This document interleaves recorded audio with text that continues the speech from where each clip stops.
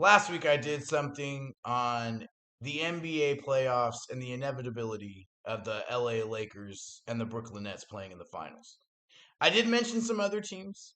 I mentioned the Denver Nuggets and some of the acquisitions they made, Aaron Gordon, JaVale McGee. I mentioned the Los Angeles Clippers despite their horrible choke and gag job in the playoffs last year. I even mentioned my man JoJo Embiid and the Philadelphia 76ers as potential teams that could make this playoffs run itself entertaining, competitive, and interesting. But the question is, why did I, like most people it seems, sleep on the Milwaukee Bucks? So we had a couple of kind of interesting things happen here in the off season for Milwaukee.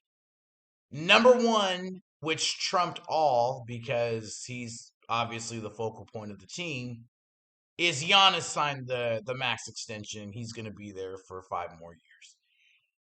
But in that process, I think everybody kind of slept on the fact that they also acquired Drew Holiday. Very big news when it happened, but then free agency starts and blah blah blah, and it kind of got lost in the shuffle. So everybody talks about the Nets and their 3 stars, but Giannis, Chris Middleton, and Drew Holiday is a tremendous trio right there in Milwaukee. We know what we know about Giannis, MVP, Defensive Player of the Year. We know about Middleton. I think we know about Middleton. I know about Middleton. A lot of people sleep on Middleton, but just an unbelievable player. I mean, just as a number two, solid. But Drew Holiday, he's always been one of my favorite players. And I just kind of want to run down a few things here. So this year, his minutes have gone down 34.7 last year, 31.7, so almost 3 less a game. He's only scoring 17 points. So I think it's kind of hard for people to wrap their heads around a third quote unquote star on the team only averaging 17 when you're talking about a big three. And I don't mean your third best player, but I mean like for a team to say we have 3 legit stars. But all that being said, even with the minutes decline leading to the points decline, here's what we got here in Drew Holiday. We got a career high in 3 point percentage at 39%. Absolutely unbelievable, which shows you what can happen when you have Giannis, a distributor, and somebody who demands so much attention on his team.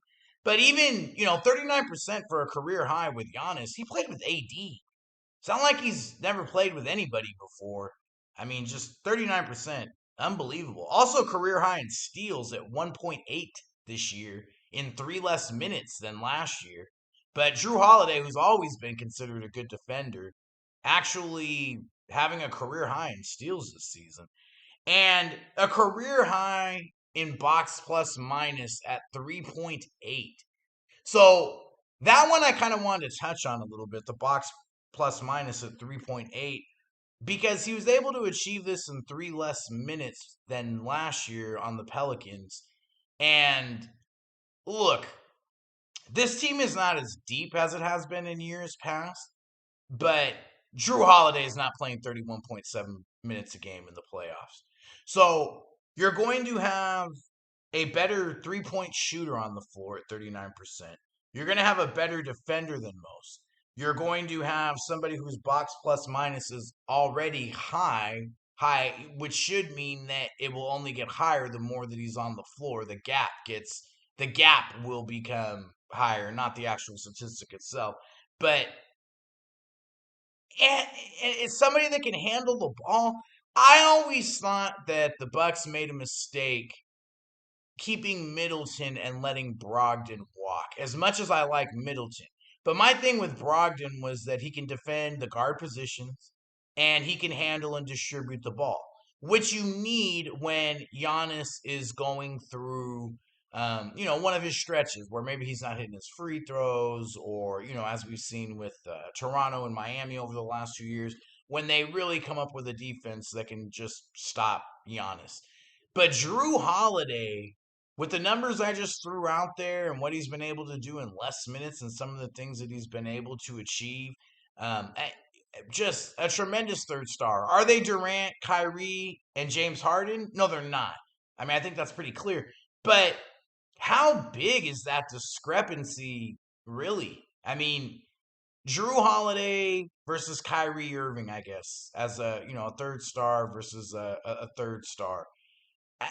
Kyrie's the better player, the better scorer, but he's not a better defender. He's not a better distributor, probably. I don't know. I mean, I think, and then you throw on the role players too. Your Brooke Lopez's, and I mean, Milwaukee could be a very interesting team here. I will make this prediction right now on the show. I fully expect it. I will. I'm still picking the New Jersey Nets to win the Eastern Conference, but shame on me. Shame on everybody else for sleeping on the Milwaukee Bucks. I say they reach the conference finals as long as they don't run into the Nets. So the Nets will beat the team that beats the Bucks. Nobody else. But I will also say that the Bucks definitely have a chance. And I'm gonna go out on a major limb here, and I'm gonna say it goes Game 7. I think the Nets and the Bucks go 7 games. So, with all that being said, we'll see what happens. We'll see whether I'm right or wrong. And if I'm wrong, direct all your hate mail to Michael V at the Hello Sports World Podcast Network.